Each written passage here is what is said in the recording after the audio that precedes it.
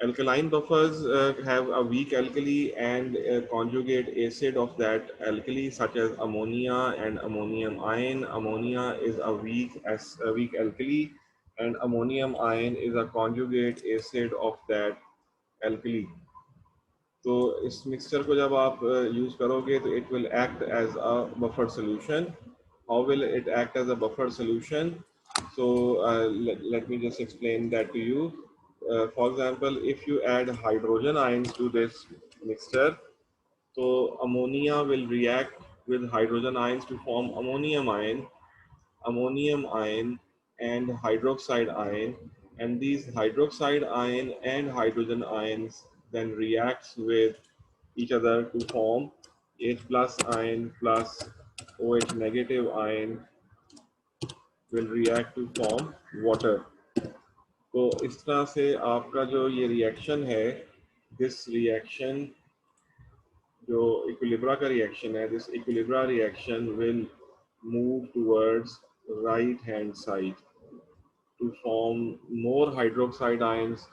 These hydroxide ions will neutralize the hydrogen ions and water is formed.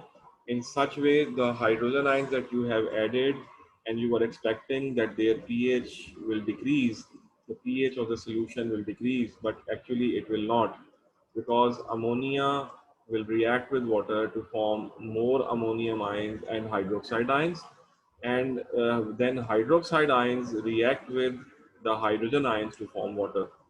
Whereas if you add alkali to such a mixture, अगर आप इसके अंदर alkali डालेंगे यानी कि hydroxide ions डालोगे, तो these hydroxide ions then will react with ammonium ions to form ammonia and water, means that this reaction will go in the backward direction. और आप यूँ भी लिख सकते हैं कि ammonium ions will react with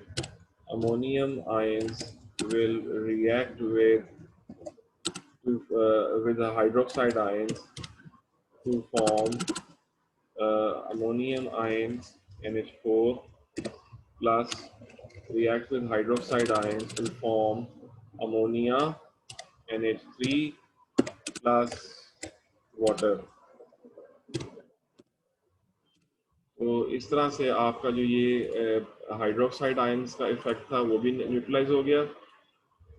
So this mixture has an ability to maintain its pH, So either way you have to write the reactions. तो आपने एक रिएक्शन तो ये लिखा ammonium ions reacts with hydroxide ion to form ammonia and water. और अगर मैं आपको वो instead of writing two equations जो आपने ऊपर लिखी हुई हैं, हम डायरेक्टली जो है वो एक इक्वेशन ही लिख लेते हैं कि आप ये इक्वेशन भी लिख सकते हैं NH3 plus hydrogen ions H plus ions to form ammonium ions. तो ये इक्वेशन उसकी है जो ऊपर वाले की है, आप उसका भी लिख सकते हैं. अदरवाइज आप जो है इसको दूसरी इक्वेशन जो एल्कली की वो आप ammonium ions plus hydroxide ions from ammonia and water, ये अल्कलाइन मीडियम की आप इक्वेशन लिख सकते हैं. So these equations tells us the functionality of these weak base and a conjugate acid of that weak base. उसका buffer action आप देख रहे हैं और ये अपनी pH को maintain कर रहा है. So this is how this it maintains its pH. Now comes the next point, that is calculation of the pH of a buffer. देखें जब हमने एक buffer solution बनाई है तो बफर सॉल्यूशन में हमारे पास या तो एक वीक एसिड है और उसका सॉल्ट है, या फिर हमारे पास एक वीक एल्कली है और उसका सॉल्ट है. व्हेन आई से सॉल्ट यानी कि उसका कॉन्जुगेट बेस है. एसिड की कॉन्जुगेट बेस होती है और बेस की कॉन्जुगेट एसिड होता है. तो देखना ये है कि जो सॉल्यूशन आपने बनाई है उसकी अपनी क्या पीएच है. आई वाज टेलिंग यू कि ये एसिडिक बफर है and then I was telling you that this is a basic buffer. तो इसका मतलब है कि इन बफर सॉल्यूशंस की अपनी एक पीएच भी होती है और वो पीएच हमने कैलकुलेट करनी होती है. तो पीएच ऑफ बफर कैलकुलेट करने के लिए हमारे पास जो फार्मूला है उसके लिए हम बफर का के अंदर प्रेजेंट हाइड्रोजन आयन कॉन्सेंट्रेशन जो है वो निकालते हैं. और हाइड्रोजन आयन कॉन्सेंट्रेशन निकाल के उसका हम नेगेटिव लॉग ले सकते हैं. तो if you remember the formula for Ka of any weak acid such as ये आपके सामने लिखा हुआ है C2H5OH, ये प्रोपानोइक एसिड है. तो प्रोपानोइक एसिड की इक्वेशन जो बनती है किसी भी वीक एसिड कार्बोक्सिलिक एसिड की अगर आप लो तो जनरली वो इक्वेशन होती है RCOOH ionizes to form RCOO negative, RCO negative plus H positive. ठीक है जी. तो अगर आप इसका वो के ए एक्सप्रेशन लिखो तो के एक्सप्रेशन में आपको पता है कि ions of the acid divided by the concentration of the unionized acid. तो K a expression will be RCO negative multiplied by hydrogen concentration divided by concentration of unionized acid. Remember that RCOH is acid and RCO negative is the conjugate base of that acid. तो आपने conjugate ए base की जगह इसको हम salt की form में डालते हैं बफर के अंदर, तो आप इसको सॉल्ट भी ले सकते हैं. You can also write it as a salt salt because this ion comes from the salt of that acid.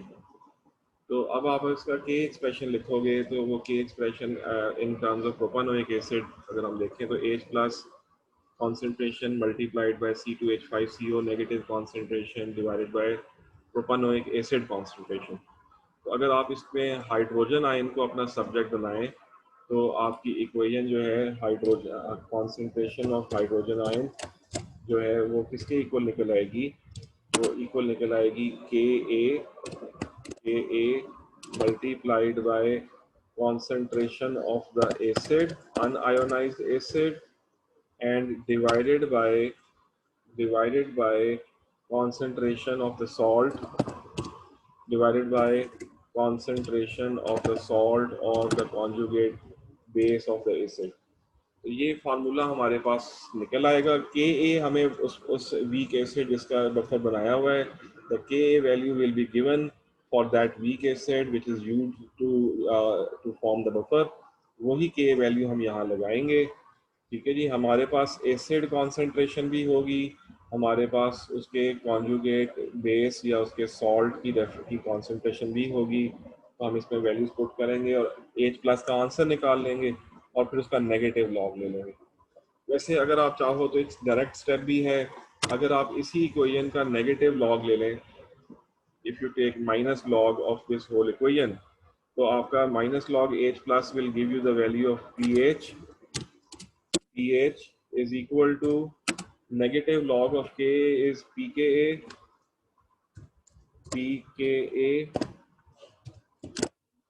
And अगर आप मल्टीप्लिकेशन है और तो वो आपको पता है लॉग लेने से वो प्लस हो जाता है, लेकिन नेगेटिव लॉग होने का मतलब है कि ये माइनस ही रहेगा. तो माइनस लॉग एसिड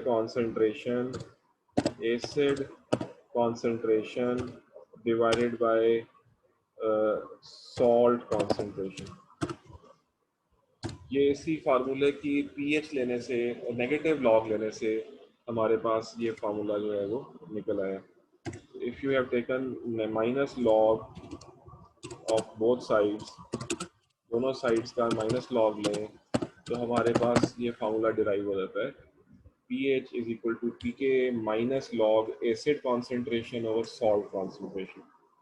अगर आप इस माइनस को प्लस में कन्वर्ट करना चाहते हैं तो फिर एसिड ओवर सॉल्ट की जगह सॉल्ट ओवर एसिड भी हो सकता है.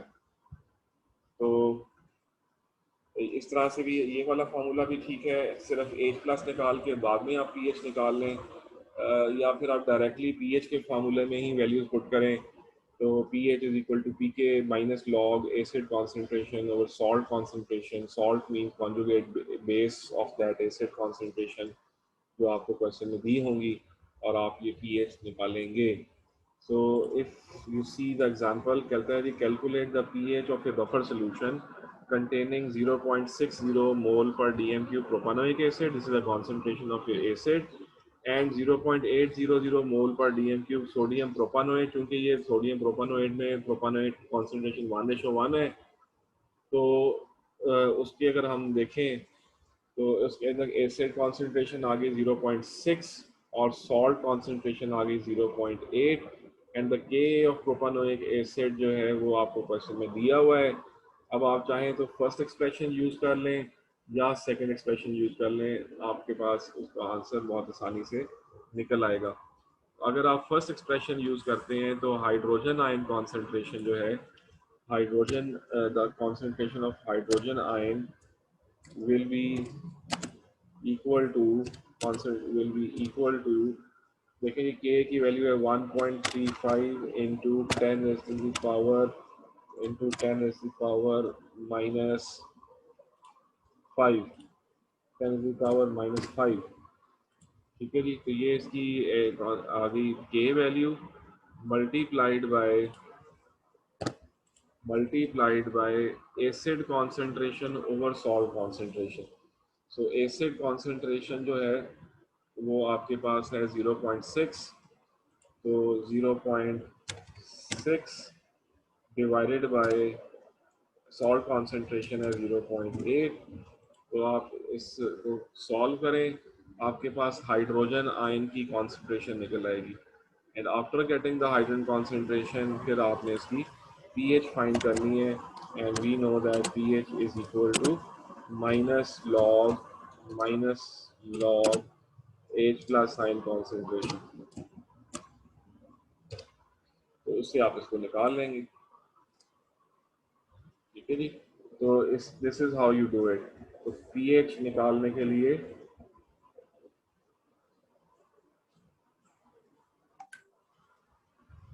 this is how you calculate the pH of the conjugate of the buffer solution, sorry.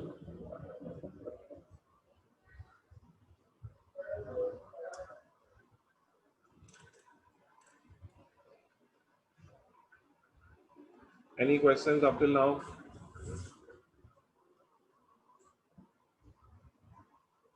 Okay, let's do some more questions and more practice of calculation of pH of a buffer. So if you see, after finding the hydrogen ion concentration, which comes out to be 1.01 into 10 to the power minus 5 mole per dm³, you find the pH, which is minus log of 5 and 4.99. You can write it as 5.0 as well. So we have the formula of calculating pH. So pH is equal to pK minus log acid over salt होता है, अगर plus करोगे तो फिर salt over acid हो जाएगा। Of question number 10a, let's solve these questions. Calculate the pH of the following buffer solutions: 0.500 mole per dm³ methanoic acid and 0.100 mole per dm³ sodium methanoate, and K value is given. So I think बिल्कुल same वही question है. You just find the hydrogen ion concentration using the formula of Ka and putting in the values. After finding the value of H plus ion concentration, you can find the pH as well. तो ये तो आसान questions हैं। Question number 1 and question number 2 are just the same, nothing changed. Let's see question number B. कहते हैं जी, how many moles of sodium ethanoate must be added to 1 dm³ of 1.1 mole per dm³ ethanoic acid to produce a buffer solution of pH 4.90। के values की उसने हमें दी हुई है। तो अब हम इसमें क्या करेंगे, हम फार्मूला जो है, first find the hydrogen concentration, then rearrange the equilibrium expression to make sodium ethanoate concentration the subject of the expression। तो बिल्कुल ठीक है जी। आप इसमें आपके पास के दिया हुआ है, पीएच दी हुई है, तो पहला काम ये करोगे आप इसमें कि पीएच से आप हाइड्रोजन आयन कॉन्सेंट्रेशन निकालोगे। सो concentration of hydrogen ion we have learned in previous lessons that it is equal to 10 raised to the power 10 raised to the power minus pH, 10 raised to the power minus pH। तो अगर आप इसमें ये values put करोगे तो इसकी pH 4.9 है, तो आप 10 raised to the power 10 raised to the power minus 4.9 डालेंगे तो आपके पास कैलकुलेटर से एक आंसर आ जाएगा जो कि हाइड्रोजन आयन कॉन्सेंट्रेशन होगी। लेट्स सी वो क्या आंसर आता है। 10 raised to the power 10 raised to the power minus 4.9 and the answer comes out to be 1.25. It is equal to 1.25.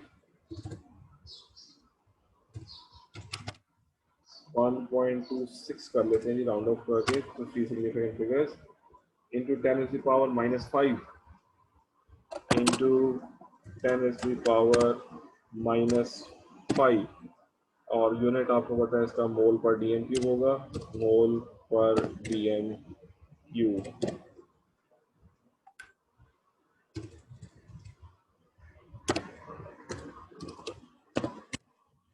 पर डीएम क्यूब ये इसका आपके पास हाइड्रोजन आयन कॉन्सेंट्रेशन निकल आई है। अब आप क्या करोगे हाइड्रोजन आयन कॉन्सेंट्रेशन जो है अगर आप उसके के एक्सप्रेशन में जाएं तो के की वैल्यू है 1.74 के एक्सप्रेशन में हम वैल्यू पुट इन करेंगे 1.74 into 10 raise to the power into 10 raise to the power -5 ये उसकी के वैल्यू है इट इज इक्वल टू आपके पास एथनो अब आप देखें pH is equal to pK hydrogen ion concentration equal K into जो आपका लॉग एसिड कॉन्सेंट्रेशन था तो आप उस फार्मूले में चले जाएंगे तो K is equal to hydrogen ion concentration into negative ion concentration over acid concentration तो आपके पास हाइड्रोजन आयन कॉन्सेंट्रेशन तो है वो 1.26 इंटू 10 इज द पावर -5 आ चुकी है इंटू 10 इज द पावर -5 आ चुकी है इसको आप ब्रैकेट में डाल लें ठीक है जी। अब आपने जो है निकालना क्या था how many moles of sodium ethanoate तो इनटू एक्स रख लेते हैं क्यों एक्स कर लें या इसको वाई रख लें whatever you can say into Y आपके पास नहीं है जो कि सॉल्ट कॉन्सेंट्रेशन या उसके नेगेटिव आयन कॉन्सेंट्रेशन की है ठीक है जी। Whole divided by acid concentration जो है वो दी हुई है वो है 0.1 mole per dm cube of the acid concentration unionized acid concentration। तो अब आप इसमें y को अपना सब्जेक्ट बनाएं तो आपके पास आंसर आ जाएगा if you make y as your subject तो y is equal to 1.74 into 10 to the power minus 5 into 0.1 divided by 1.26 into 10 to the power minus 5 तो आपके पास y की कॉन्सेंट्रेशन निकल आएगी और क्योंकि वॉल्यूम 1 डीएम क्यूब है इसलिए n is equal to C C is equal to N over V होता है तो n is equal to C into V तो कॉन्सेंट्रेशन जो भी आएगी उसके अलावा 1 से मल्टीप्लाई करोगे तो मोल्स भी वही निकल आएंगे। तो अब आपका y को अगर हम बनाएं तो ये कैलकुलेशन से बन रहा है 1.74 into 10 is power -5 1.74 into 10 to the power -5 multiplied by 0.1 and then divided by 1.26 into 10 to the power -5. The answer comes out to be 0.136 ये आपकी कॉन्सेंट्रेशन निकल आई है इज इक्वल टू वाई। तो ये कॉन्सेंट्रेशन आ गई आपके पास मोल पर डीएम क्यूब में and when you divide this when multiply this with 1 तो यही मोल्स आपके पास आ जाएंगे। तो this is the concentration in mole per dm cube and then you multiply this with 1 as a volume तो फिर आपके पास y की वैल्यू जो है वो यही रहेगी 0.136 मोल पर डीएम क्यूब। तो अब मोल पर डीएम क्यूब से मोल रह जाएगी। This is how you solve this question।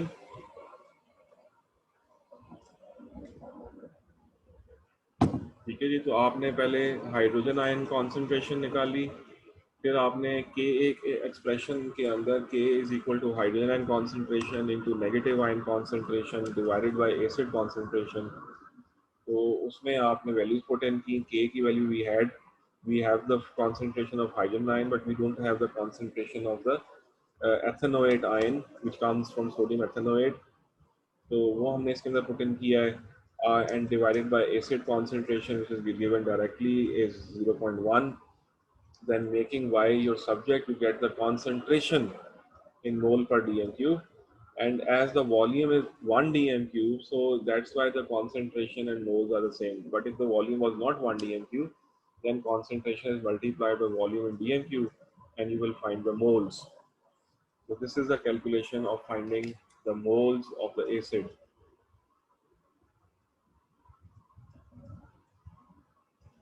Any questions up till now?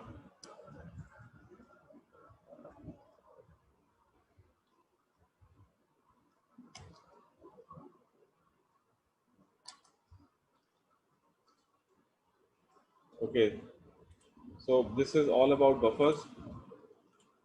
We have calculated the buffer pH, we have calculated the ionic concentration of the negative ion. Our next topic is going towards solubility product, equilibrium and solubility product. So before I start explaining solubility product, I would like you to remind between a solution and a precipitate. And we know that by when we see, तो हमें लगता ये है कि precipitate कभी dissolve नहीं होता, क्योंकि we see a solid, either white colored solid or any other colored precipitate settles down. But according to the laws of equilibria, even a very highly insoluble salt does dissolve partially. It does dissolve partially. Maybe it is very small amount, which is comparable to a negligible amount, but it does dissolve in water. And when it dissolves in water, it means that that salt will ionize in water. The other salts which are completely soluble, we can say that they are fully soluble. जैसे आप weak acid और एक strong acid के लिए लिखते थे, एक weak acid is partially soluble and partially ionized, and strong acid is fully ionized. The same thing is with the salt. The salts which are soluble readily dissolves in water, do not leave any precipitate. We say that this salt is fully soluble, and the equilibrium is towards right hand side, and all the salt will be ionized. But if we say that the salt is a precipitate, or it is sparingly soluble, or it is partially soluble, so for sparingly soluble, partially soluble, or even a precipitate, we can write an equilibrium expression for their solubility. When you dissolve them in water and we say that they are only partially ionized, so still we can write an ionic equation in which we write the formula of the salt on left hand side and the formula of its ions on right hand side. And then we say that whether the equilibrium is towards right hand side or the left hand side. Soluble salts के लिए इक्विलिब्रा जो है वो right hand side पर होगा और fully ionise हो रहा होगा, आयंस बन रहे होंगे, अनआयनाइज सॉल्ट बचेगा ही नहीं. जबकि पार्शियली सॉल्युबल के अंदर it is mostly in the form of precipitate solid and very few ions are formed. And when we say a precipitate is there, sparingly से आगे और precipitation पे जाएं, तो फिर एक precipitate जो है you can say कि वो 99.999% जो है वो precipitate की फॉर्म, solid की फॉर्म में होगा, लेकिन 0.0001% जो है वो पानी में आयोनाइज भी तो हुआ होगा, नेग्लिजिबल होगा हुआ है, लेकिन इक्विलिब्रा कहता है कि वो it must dissolve in water. तो अगर वो डिसॉल्व है तो फिर हम उसके लिए उसका एक एक्सप्रेशन लिखेंगे. पहले हम उसका एक्सप्रेशन लिखेंगे, सॉल्युबिलिटी, उसकी सॉल्युबिलिटी एक्सप्रेशन लिखेंगे, and after writing the solubility expression we will write its equilibrium expression. तो for example if I say कि आपके पास जो है वो सिल्वर क्लोराइड है, सिल्वर क्लोराइड है, तो for silver chloride we can write that it's a precipitate. तो precipitate of silver chloride की जो equilibrium equation है वो कुछ यूं है कि it will ionize solid silver will ionize to form silver aqueous ions and chloride aqueous ions. But it depends कि ये कितना ionize होगा. In case of silver chloride, your equilibrium is well towards left hand side. It is well towards left hand side. The concentration of the ions is negligible. These ions are present in negligible amount. These are present in negligible concentration. Whereas silver chloride is very high in concentration. So that's why we say that this equilibrium is well towards left hand side.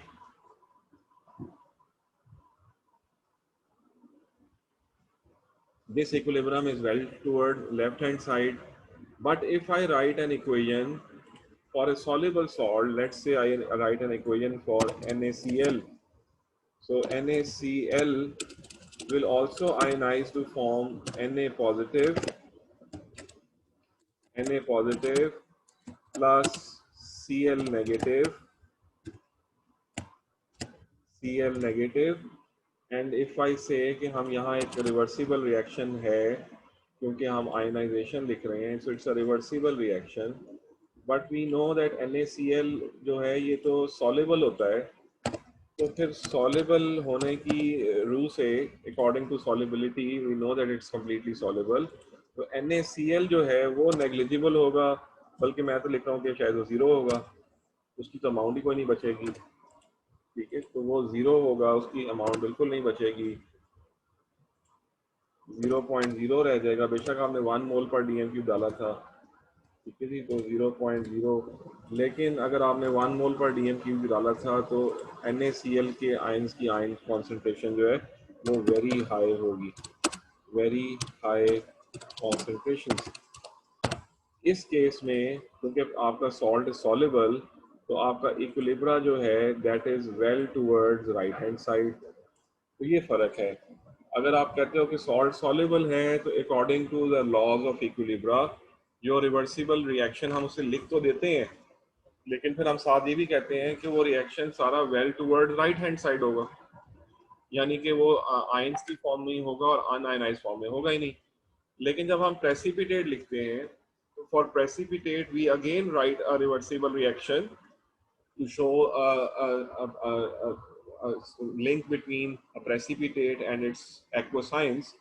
But in that case, for precipitate, the equilibrium is well towards left-hand side. And when we say it is well towards left-hand side, it means it is mostly present in the form of a solid, and very small concentration of the ions is there.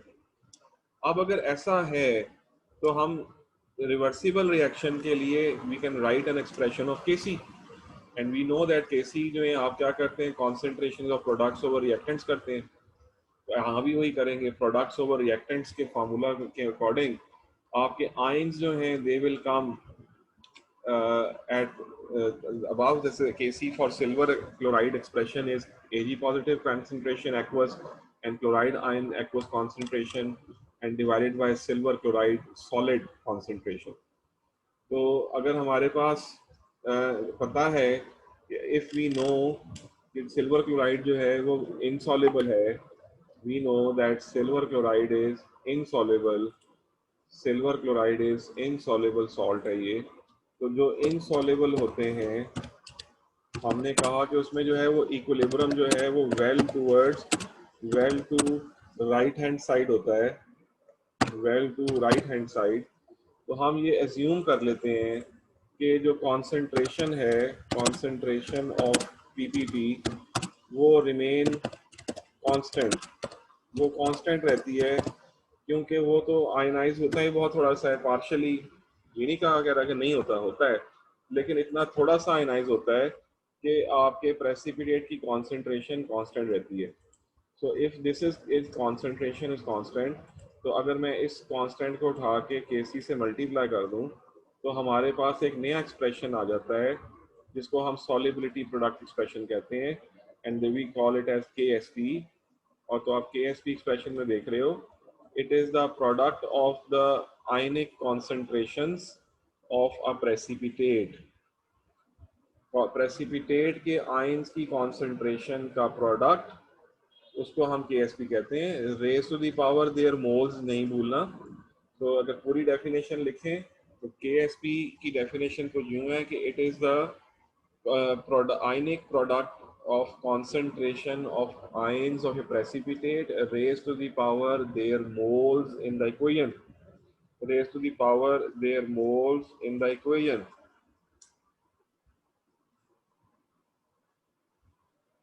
तो इसलिए अब simply अगर आपसे कहा जाए कि right an expression for KSP, तो let's say मैं आपसे कहता हूँ जी बेरियम सल्फेट एक सॉल्ट है, और बेरियम सल्फेट जो है हमें know from the solubility rules के वो पानी में डिजॉल्व नहीं होता।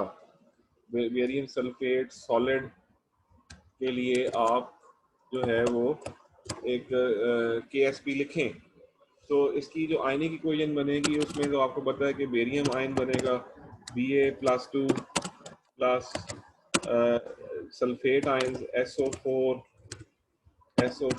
-2। तो फिर इसका जो KSP एक्सप्रेशन है, KSP एक्सप्रेशन वो हम स्ट्रेट अवे लिखेंगे कि वो it is equal to the concentration of the ions of a precipitate raise to the power their moles.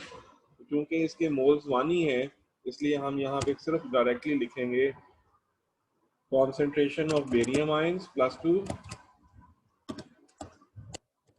Multiplied by concentration of sulphate ions SO4 -2। ये है जी आपका KSP।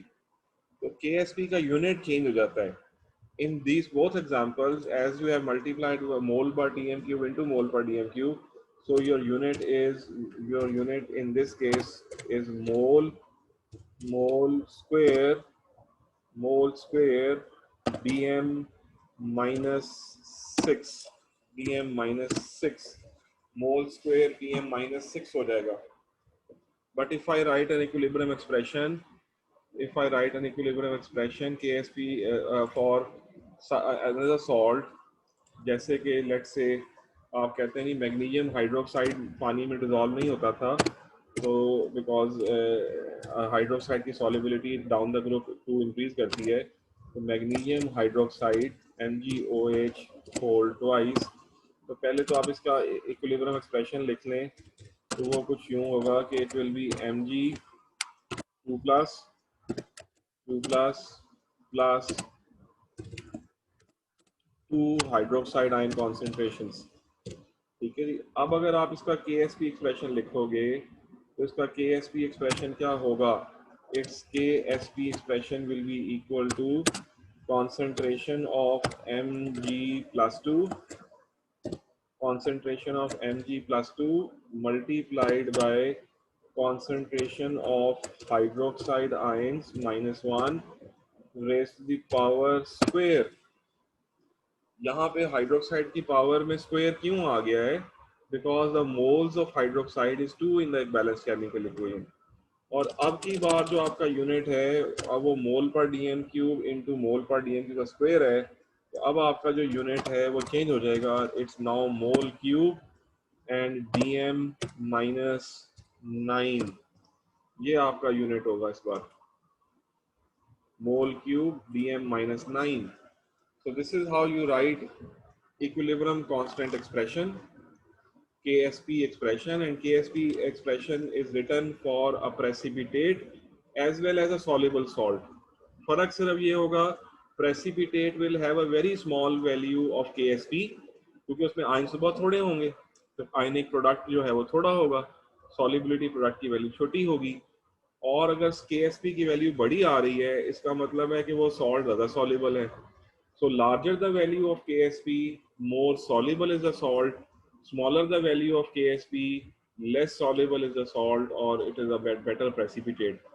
तो KSP की वैल्यू डायरेक्टली बताती है कि आपके सॉल्ट की सॉल्युबिलिटी कैसी है। तो आपको मैं फिर से बता रहा हूँ कि अगर इट इज ग्रेटर वैल्यू है तो इसका मतलब है कि सॉल्युबल सॉल्ट है, और अगर स्मॉलर वैल्यू है, इफ इट इज स्मॉलर, तो फिर वो प्रेसिपिटेट की तरफ जा रहा है। तो greater value of KSP means कि आप एक सॉल्युबल सॉल्ट से डील कर रहे हैं। ठीक देखिए, और स्मॉलर वैल्यू ऑफ KSP का मतलब है कि आप एक प्रेसिपिटेट के साथ डील कर रहे हैं. Precipitates have a small KSP because the KSP है क्या? It is the product of concentration of ions raised to the power their moles. Ions की concentration. तो precipitate में हमने कहा था ना कि ions तो very small होते हैं. When they are very small, so in concentration, so KSP will be small. But when we say that a soluble salt is there, so it is fully ionized or it is almost fully ionized. So we have a large concentration of ions, and in that case, KSP will be large. So I'll stop here today, and we'll meet in the next class.